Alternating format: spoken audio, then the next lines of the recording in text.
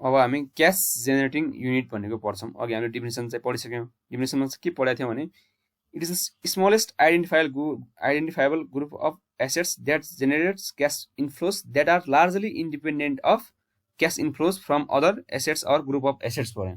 मैले अघि भनेको थिएँ जस्तो कुनै पनि अर्गनाइजेसनमा कुनै एउटा सिङ्गल एसेटले नै क्यास इन्फ्लो जेनेरेट गर्छ भन्ने रेयर हुन्छ, किनभने डाइरेक्टली वा इन्डाइरेक्टली अरू एसेटले हेल्प गरेर हान्छन् होइन।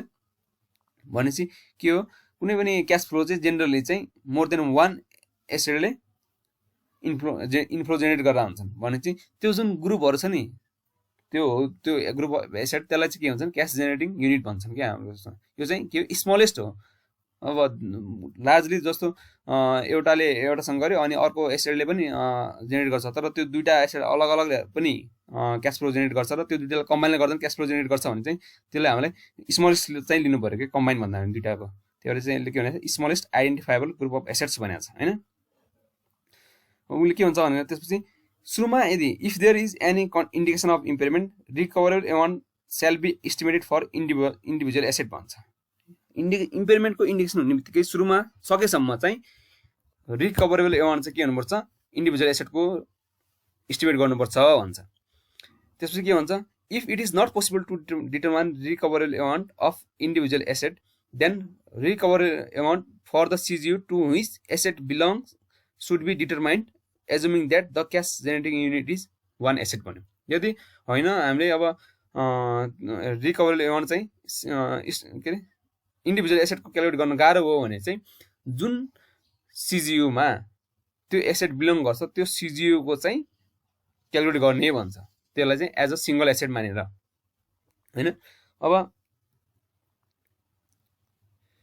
सिजियु चाहिँ कसरी छुट्याउने त भने सिजियुले अब कुनै एउटा प्रोडक्ट प्रड्युस गर्छ, आउटपुट दिन्छ होइन कुनै ग्रुप अफ एसेटले, र त्यो चाहिँ त्यसको चाहिँ बाहिर एक्टिभ मार्केट छ भने चाहिँ मैले बाहिर बेच्न चाहिँ त्यो प्रोडक्ट बेचिन्छ, त्यो प्रोडक्ट बेचिन्छ भने चाहिँ त्यसलाई चाहिँ एउटा सिजियु मान्नुपर्छ भन्छ होइन। तर त्यो एक्टिभ मार्केट भएपछि पुग्यो, त्यो भने चाहिँ हामी बाहिरै बेच्नुपर्छ भन्ने छैन। त्यसलाई इन्टरनल्ली हामीले अर्को प्रोडक्ट प्रड्युस गर्नलाई युज गरे पनि त्यो चाहिँ के भयो, सिजियु नै भयो हाम्रो लागि त्यो ग्रुप अफ एसेट चाहिँ होइन। अनि सिजियु आइडेन्टिफाई चाहिँ कन्सिस्टेन्ट हुनुपर्छ प्रत्येक पिरियड टु पिरियड भन्छ क्या। जस्तो अहिले यो एसेट एउटामा छ अनि भोलि अर्कोमा के अरे हुन्छ भन्ने हुँदैन, सधैँ एउटैमा हुन्छ। तर यदि चेन्जेस जस्टिफाई छ भने चेन्जेस पनि गर्न मिल्छ, तर कन्सिस्टेन्ट चाहिँ हुनुपर्छ भन्छ।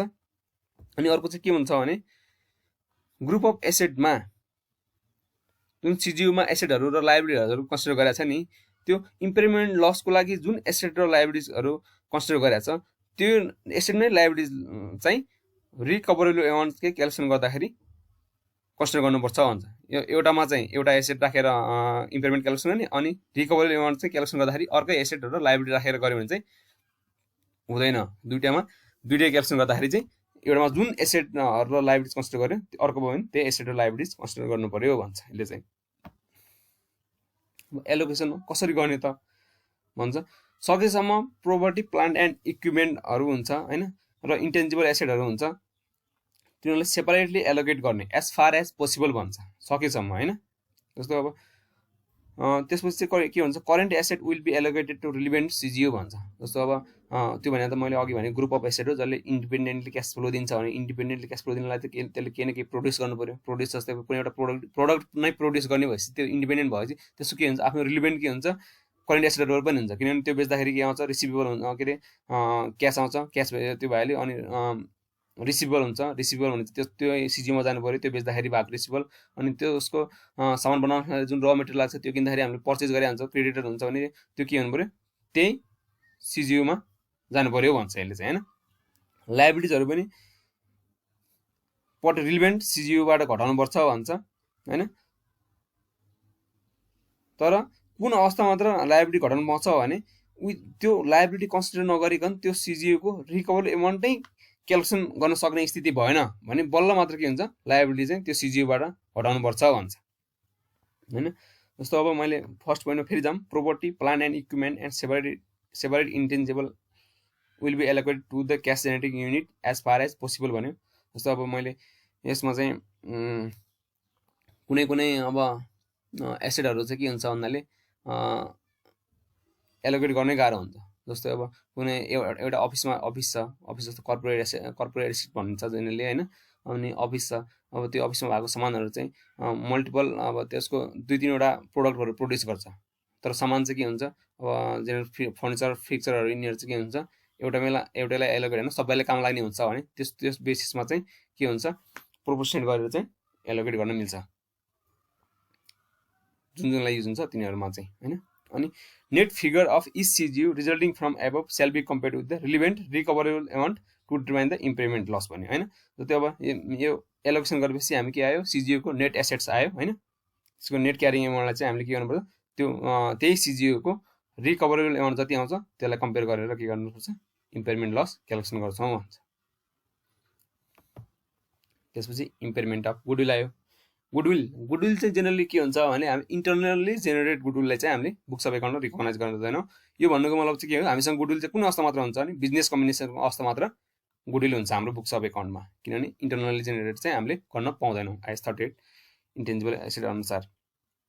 अब त्यसपछि अब यसमा के प्रोभिजन छ इम्पेयरमेन्टको गुडविलको भनेपछि, goodwill should be tested for impairment annually, प्रत्येक वर्ष गर्नुपर्छ भन्छ। अनि अर्को चाहिँ इम्पेयरमेन्ट जति बेला गरिनुहुन्छ ड्युरिङ द इयर होइन, केही फरक पर्दैन, तर must be perform the same time. जस्तो अहिले हामीले लास्ट इयरको लास्टमा गऱ्यो भने चाहिँ अर्को वर्ष इयरको लास्टमा गर्नु पऱ्यो, अहिले बिचमा गऱ्यो भने ठ्याक्कै त्यही टाइममा अर्को वर्ष गर्नु पऱ्यो होइन।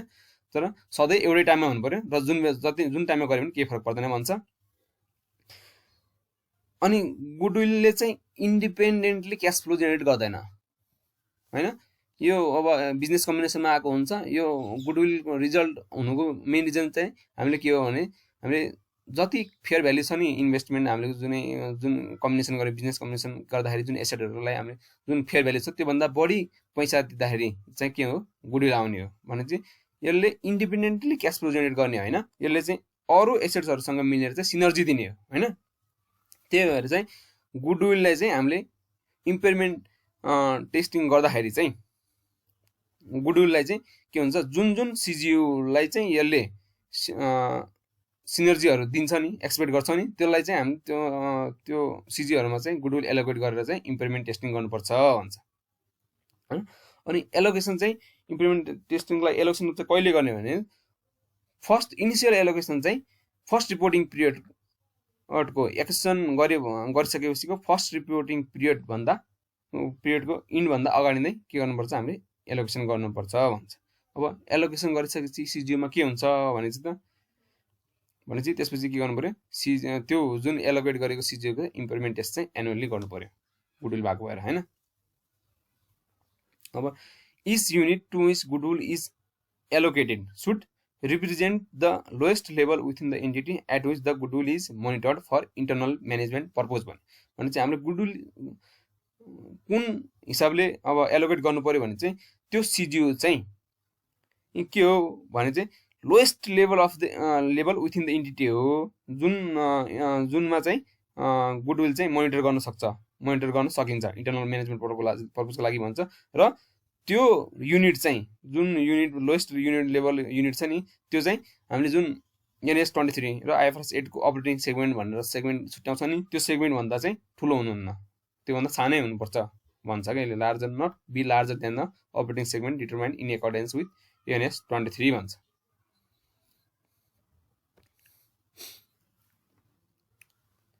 अब हामीले के गर्यौँ, गुडविल एलोकेट गर्ने भन्यौँ सिजियुलाई गुडविल एलोकेट गरेपछि के हुन्छ, हामीले त्यो सिजियुको चाहिँ इम्पेयरमेन्ट टेस्ट चाहिँ के गर्छौँ, एनुअल्ली गर्छौँ होइन। अनि अब इम्पेयरमेन्ट टेस्ट एनुअल्ली गर्दाखेरि चाहिँ रिकभरेबल एमाउन्ट चाहिँ के भयो, क्यारिङ एमाउन्ट भन्दा कम भयो भने चाहिँ के भयो, हाम्रो इम्पेयरमेन्ट लस भयो। अब इम्पेयरमेन्ट लस भइसकेपछि चाहिँ अब इन्डिभिजुअल एसेटमा चाहिँ के गर्नु पऱ्यो, त्यो इम्पेयरमेन्ट लसलाई चाहिँ रिकगनाइज गर्नु पऱ्यो एसेट के अरे बुक्स अफ एकाउन्टमा रेकर्ड गर्नलाई। अब त्यो कसरी एलोकेट गर्ने भन्ने हो। अब यसले के भन्छ भने, यदि त्यो सिजियुको कुनै स्पेसिफिक एसेटहरू इम्पेयर भएको छ भने फर्स्ट जति एमाउन्टले त्यो एसेट इम्पेयर भएको छ त्यो एसेटलाई चार्ज गर्ने भन्छ होइन। स्पेसिफिक एसेट इम्पेयरमेन्ट भएको छ भने होइन, फर्स्ट त्यहाँ चार्ज गर्ने। त्यसपछि बाँकी रहेको अमाउन्ट चाहिँ गुडविललाई राइट अफ गर्ने हैन। गुडविल राइट अफ गरिसकेपछि अझै पनि इम्पेयरमेन्ट लस बाँकी हुन्छ भने चाहिँ त्यसले अरू सबै एसेटमा चाहिँ प्रोराटा बेसिसमा चार्ज गर्ने भन्छ, एलोकेट गर्ने भन्छ हैन। तर अरू त्यसपछि उसले अर्को कन्डिसन के दियो भने त्यस्तो इम्पेयरमेन्ट लस एलोकेट गर्दाखेरि इन्डिभिजुअल एसेटलाई भने त्यो एसेटको भ्याल्यु चाहिँ तल दिएको कन्डिसन भन्दा तल दिएको एमाउन्ट भन्दा बढी के अरे कम हुनु हुँदैन भन्छ हैन। एसेटको भ्याल्यु चाहिँ इम्पेयरमेन्ट लस एलोकेट गर्दाखेरि जस्तो it's fair value less cost of disposal, its value in use र 0 भन्छ। इम्पेयरमेन्ट लस त्यसरी एलोकेट गरिसकेपछि आउने जुन एसेटको भ्याल्यु हुन्छ त्यो चाहिँ उसको individual fair value less cost of disposal र भ्याल्यु इन युज र अर्को 0 भन्दा चाहिँ के हुनु पर्यो, कम हुनु भएन भन्छ। यदि उसको इन्डिभिजुअल एसेटको चाहिँ fair value less cost of disposal दिएको छ, भ्याल्यु इन युज दिएको छ भने त्यो भन्दा एसेटको भ्याल्यु तल आउनु भएन र अर्को चाहिँ मिनिमम चाहिँ 0 हो, किनभने एसेटको कुनै पनि एसेटको चाहिँ इम्पेयरमेन्ट लस माइनसमा चाहिँ रेकर्ड गर्दैन हामीले।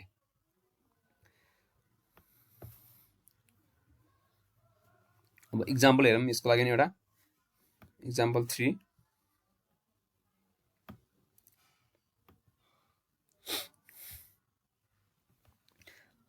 ABC Limited acquired a taxi business on 1st March 2076 for NPR 2,30,000। अब ट्याक्सी बिजनेस 2,30,000 मा आउँदैन। अब त्यो हिसाबले नसोचौँ हामी, जस्ट क्वेसन सोल्युसन गरौँ हैन।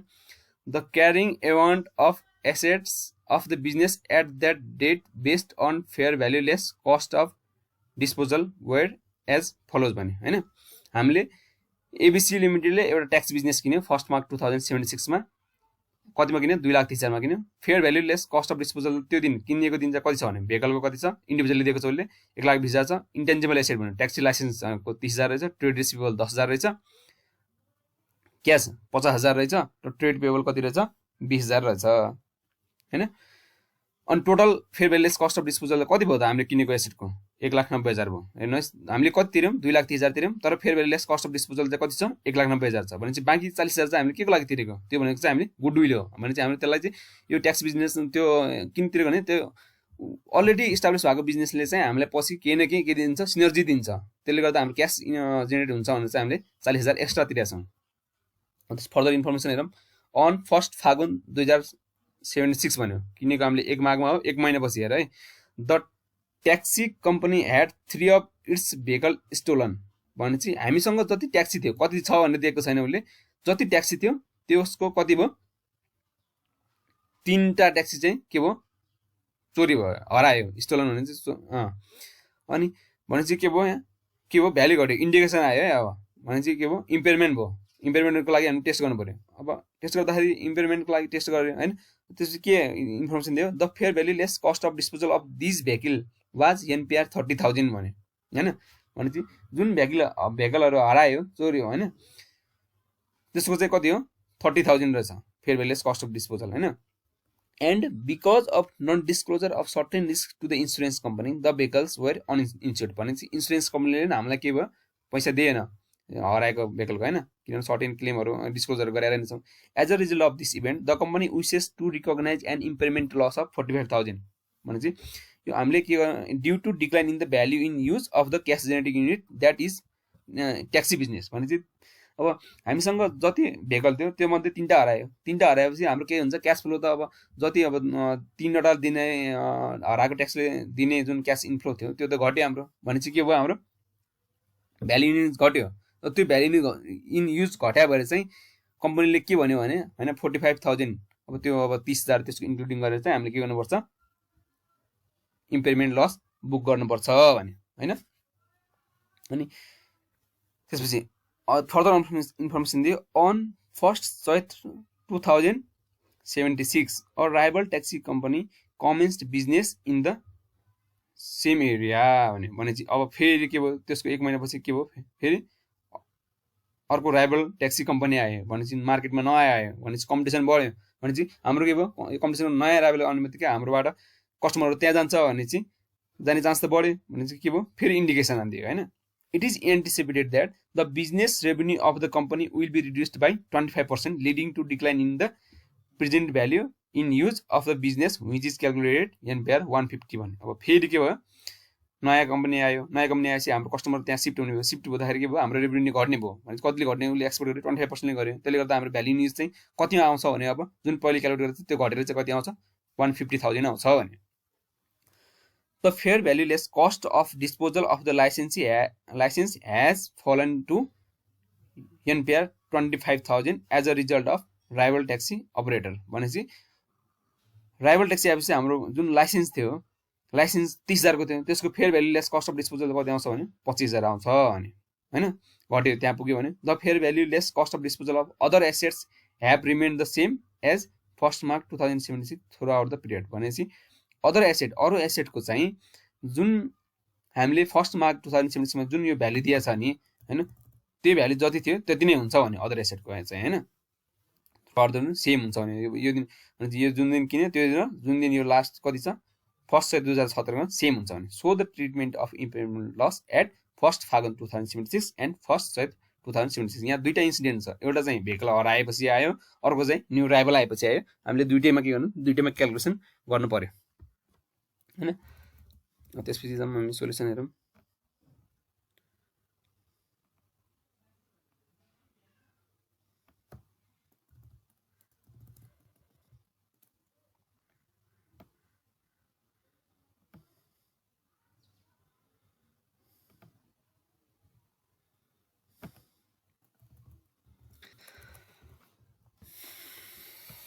अब सुरुमा हामी कहिले हेरौँ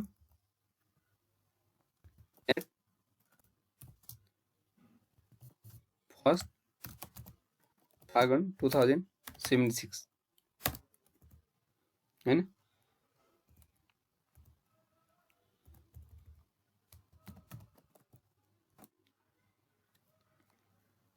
एमाउन्ट सुरुमा हाम्रो कहिले थियो हामीले कहिले किनेको फर्स्ट मार्च 2076 मा किनेको हैन त्यो दिन हामीले बुक्स अफ एकाउन्टमा गुडविल चाहिँ कति रेकर्ड गर्छौं हामीले 2,30,000 तिरेको कतिको सामानलाई फेयर भ्यालु कति थियो 1,90,000 थियो भने चाहिँ कति 2,30,000 माइनस 1,90,000 भनेको कति भयो 40,000 चाहिँ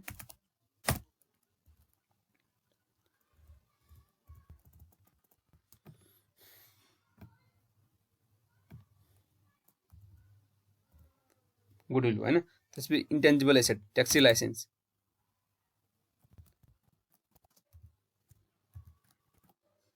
ट्याक्सी लाइसेन्स चाहिँ कति थियो 30,000 थियो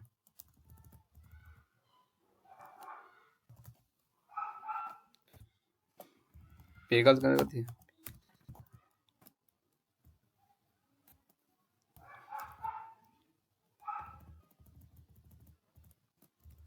1,20,000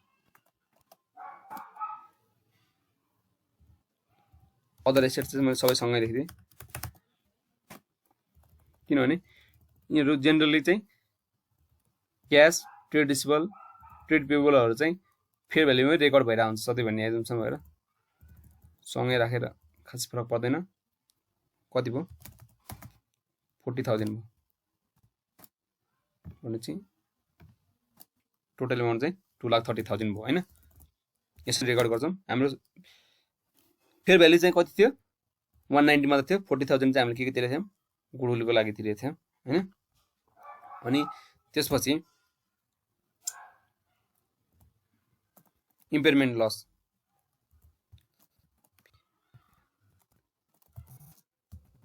भयो हैन त्यसपछि इम्पेयरमेन्ट लस भएपछि कति हो फर्स्ट फागुन 2076 अब यहाँ हामी क्वेशनमा डिटेल पढौँ इम्पेयरमेन्ट लस फर्स्ट कहिले दिएछ भेहिकल कति लस भयो तीनटा भेहिकल लस स्टोलन भयो हैन त्यसले गर्दा हाम्रो भ्यालु चाहिँ कति घट्यो 30,000 ले घट्यो भने चाहिँ हामीले के गर्नु पर्यो भेहिकलबाट चाहिँ 30,000 घटाइदिहाल्नु पर्यो किन स्पेसिफिक एसेट दिइसकेपछि हामीले स्पेसिफिक एसेटबाट चाहिँ त्यो घटाइदिन्छौँ इम्पेयरमेन्ट लस उसको जति एमाउन्टले घट्यो भनेको छ त्यो चाहिँ हामीले घटाइदिन्छौँ हैन फर्स्ट त्यहाँ चार्ज गर्यौं 30,000 भयो त्यसपछि हामीले के अर्डरमा अघि के भने बाँकी कति रह्यो टोटल इम्पेयरमेन्ट लस कति हो 45,000 हो हैन भनेपछि बाँकी कति भयो 15,000 भयो 15,000 चाहिँ हामीले अर्डरमा अघि स्पेसिफिक एसेट सक्यो अब त्यसपछि हाम्रो के भयो गुडविलमा चार्ज हुन्छ गुडविलमा चाहिँ कति चार्ज हुने भयो 50,000 चार्ज हुने भयो भनेपछि फर्स्ट फागुनमा चाहिँ कति भयो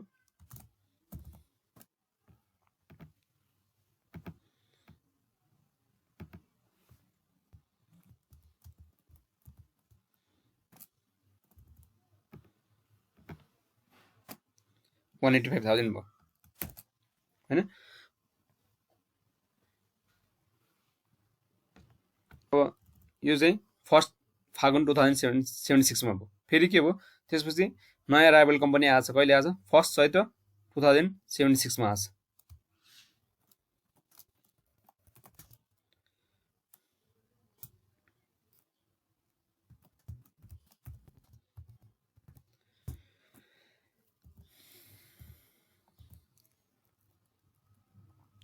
सेम भनेको गुडविल एसेट अदर एसेट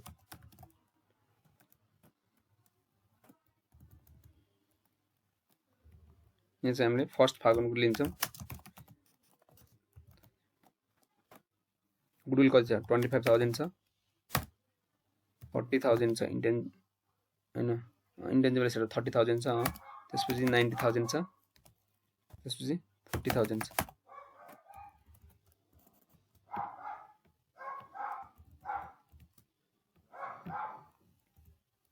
हैन त्यसपछि इन्फर्मेसन हेरौँ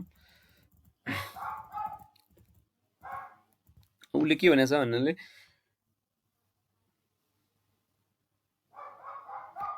हाम्रो क्यारिङ एमाउन्ट चाहिँ कति भयो त्यो दिनको 185 भयो हैन अब हामीले यसलाई रिकभरेबल एमाउन्ट चाहिँ क्याल्कुलेट गर्नु पर्यो त्योसँग कम्पेयर गरेपछि कति इम्पेयरमेन्ट चार्ज हुन्छ भन्ने कुरा निकाल्नु पर्यो क्यारिङ एमाउन्ट भयो त्यसपछि रिकभरेबल एमाउन्ट भनेको चाहिँ के हो त higher of value in use or fair value less cost of disposal हो भनेको छ हैन अब value in use value in use चाहिँ कति दिएको छ त फर्स्ट 2076 मा 1,50,000 दिएको छ हैन त्यसपछि हामी के निकालौं fair value less cost of disposal हैन अब उले यहाँ इन्फर्मेसन दिएको छ the fair value less cost of disposal of other assets have remained the same as at first March 2076 throughout the period भनेको छ भने चाहिँ फर्स्ट मार्चमा चाहिँ कति थियो त मार्चमा कति थियो 190,000 थियो हैन फर्स्ट मार्चदेखि फर्स्ट चैत्रसम्म के को घट्यो त फेयर भ्याल्यु स्टोलन भेहिकलको कति घट्यो क्वेशनले दिएको छ भने 30,000 दिएको छ माइनस लेखौँ हैन त्यसपछि फेरि के भयो ट्याक्सी लाइसेन्स पनि घटेछ हैन राइभल आएको भएर कतिले घटेछ 5,000 ले घटेछ फेयर भ्याल्यु हैन क्वेशनले दिएको छ यो सबै इन्फर्मेसन भनेपछि फेयर भ्याल्यु चाहिँ कति हाम्रो fair value less cost of disposal चाहिँ कति हो 155,000 हो भनेपछि भ्याल्यु इज 150,000 छ र fair value less cost of disposal कति छ 155,000 छ भने चाहिँ हाम्रो उ चाहिँ कति भयो रिकभरेबल एमाउन्ट आरए भनौँ हैन आरए चाहिँ कति भयो 155,000 भयो हैन क्यारिङ एमाउन्ट कति छ भने थिए क्यारिङ एमाउन्ट चाहिँ कति छ 185,000 छ भनेपछि इम्पेयरमेन्ट लस चाहिँ कति भयो 185,000 माइनस 155,000 40,000 भयो हैन यहाँ चाहिँ के लेख्नु पर्यो फर्स्ट चैत्र 2076 भयो यो चाहिँ इम्पेयरमेन्ट लस अब इम्पेयरमेन्ट लस टोटल कति हो 30,000 हो हैन 30,000 मा चाहिँ सुरुमा स्पेसिफिक एसेट चाहिँ कुन इम्पेयर भएको छ भने इन्टेन्जिबल एसेट भएको छ कतिले भएको छ माइनस 5,000 ले भएको छ हैन त्यसपछि बाँकी कति रह्यो 30,000बाट 5,000 कति घटेपछि कति बाँकी कति रह्यो 25,000 हो। 25,000लाई चाहिँ हामीले फर्स्ट केमा एप्लाई गर्ने हो गुडविलमा एप्लाई गर्ने हो भनेपछि माइनस यहाँ हाम्रो 25,000 रहेछ टोटल पुग्यो भने चाहिँ घट्यो। अब कति बाँकी रह्यो त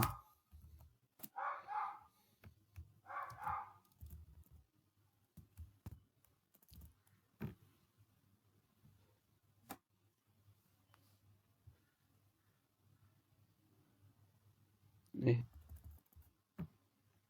यहाँ मिस्टेक भएछ डबल माइनस भएछ भनेपछि कति भयो अब क्यारिङ एमाउन्ट चाहिँ कति हो 155,000 भयो। इम्पेयरमेन्ट लस चाहिँ कति भयो नेक्स्ट इम्पेयरमेन्टमा चाहिँ कति भयो 40,000 भयो। यसरी हामीले इम्पेयरमेन्ट allocate.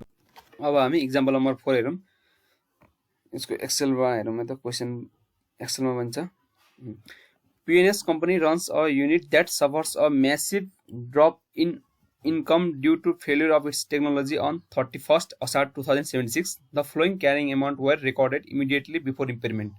Goodwill 2 lakh, technology 50,000, brand 1 lakh, land 5 lakh, building 3 lakh, other net asset 4 lakh, total 15,50,000 भयो हैन। अनि इम्पेयरमेन्ट भयो केले गर्दा इन्डेक्सन के दियो टेक्नोलोजी फेलियरले गर्दा हैन। अनि the recoverable amount value of the unit is estimated at NPR 8,50,000 भनेपछि उसले कति एस्टिमेट गर्यो 8,50,000 गर्यो तर क्यारिङ एमाउन्ट चाहिँ कति छ 15,50,000 छ हैन।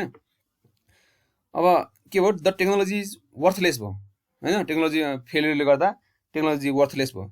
अनि following its completed failure the other net asset include inventory a and receivable which are considered reasonable representation of their net realise भयो भनेपछि टेक्नोलोजी कम्प्लिट फेलियर भयो भने चाहिँ अब जेरो हुने भयो त्यसको भ्याल्यु हैन। तर जुन अदर नेट एसेट दिएको छ त्यसमा चाहिँ के इन्भेन्ट्री रिसिभल हो त्यो चाहिँ के हो फेयर भ्याल्यु हो भनेको छ उसले हैन। नेट रियलाइज भ्याल्यु दिएको छ fair value less cost of disposal दिएको छ।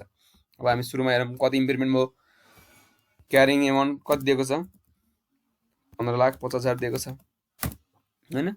त्यसपछि रिकभरेबल एमाउन्ट चाहिँ कति दिएको छ 8,50,000 दिएको छ। इम्पेयरमेन्ट चाहिँ कति हो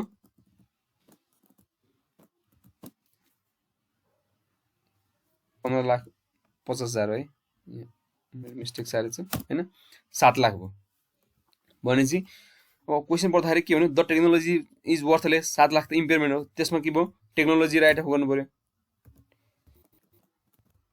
राइट अफ भयो किनभने हामीले पढेको थियौँ पहिला के पढेको थियौँ सुरुमा स्पेसिफिक एसेट राइट अफ गर्नुपर्ने छ त्यो भयो हैन। हाम्रो के भयो स्पेसिफिक के भयो टेक्नोलोजी राइट अफ भयो टेक्नोलोजी राइट अफ गरेपछि के भयो रिमेनिङ कति अब कति बाँकी त 6,50,000 को बाँकी रह्यो हैन। त्यसपछि हामीले के भयो अब त्यसपछि हाम्रो के थियो अर्डर के थियो गुडविल थियो त्यसपछि अरूमा प्रोपोर्सनेट बेसिस भनेको थियो हामी अब टेबल बनाएर हेरौँ हामीलाई सजिलो हुन्छ हैन। एसेट के छ गुडविल छ टेक्नोलोजी हामीले राइट अफ गरिसक्यौँ अलरेडी ब्रान्ड भयो ल्यान्ड भयो बिल्डिङ भयो अदर नेट एसेट हैन यति भयो। अब बिफोर इम्पेयरमेन्ट कति थियो 2 लाख थियो टेक्नोलोजी हामीले हटाइसक्यौँ भनेपछि अब ब्रान्ड कति भयो 1 लाख भयो ल्यान्ड कति भयो 5 लाख भयो बिल्डिङ कति भयो 3 लाख भयो र अदर नेट एसेट गरेर कति भयो 4 लाख भयो भनेपछि टोटल एसेट चाहिँ 15 लाख भयो 50,000 को के राइट अफ भइसक्यो यसबाट टेक्नोलोजी। इम्पेयरमेन्ट चार्ज हुन्छ अब इम्पेयरमेन्ट भयो त्यसपछि के आउँछ आफ्टर इम्पेयरमेन्ट आउँछ इम्पेयरमेन्ट भ्याल्यु आउँछ। अब इम्पेयरमेन्ट चाहिँ हामीले के गर्नु पर्यो 6,50,000 बाँकी छ हाम्रो 7 लाखबाट 50,000 राइट अफ गरेपछि भनेपछि फर्स्ट हामीले के गर्छौँ गुडविलमा चार्ज गर्छौँ हैन। भनेपछि गुडविलको भ्याल्यु चाहिँ कति भयो त अब 0 भयो हैन। अब त्यो क्वेसन के भनेको छ हामीले अघि के भनेको छ यहाँ हेर्नु the asset include inventories and receivable which are considered reasonable representation of their net realisable value भनेको छ। अनि हामीले अघि एउटा के पढाएको थियौँ भने in allocating an impairment loss the carrying amount of asset है इफ भएछ of asset should not reduced below the higher of भने होइन आफ्टर इम्पेयरमेन्टको भ्याल्यु चाहिँ यो तीनटा भन्दा जुन बढी हुन्छ त्योभन्दा कम हुनु हुँदैन भन्छ तीनटामा के दिन्छ its fair value less cost of disposal its value in use or zero भनेपछि इम्पेयरमेन्ट चार्ज भइसकेपछि जुन एमाउन्ट आउँछ त्यो एसेटको यो तीनटा भ्याल्यु भन्दामा जुन हायर आउँछ त्योभन्दा के हुनुहुन्न कम हुनुहुन्न भनेपछि त्यहाँ के दिएको छ fair value less cost of disposal net realisable value दिएको छ भने त्योभन्दा बढी चाहिँ आफ्टर इम्पेयरमेन्ट त्योभन्दा कम हुनु भएन होइन भनेपछि कति छ त 4 लाखै छ अहिले पनि 4 लाख छ पछि पनि 4 लाख छ भनेपछि इम्पेयरमेन्ट के हो यसको जेरो हो होइन जेरो भयो भनेपछि अब हामीले बाँकी यो तीनटा एसेटमा चाहिँ के हुनु पर्यो प्रोपोर्सनेट गर्नु पर्यो हामीले गुडविल राइट अफ कति गर्यौँ गुडविलमा चाहिँ कति एप्लाई गर्यौँ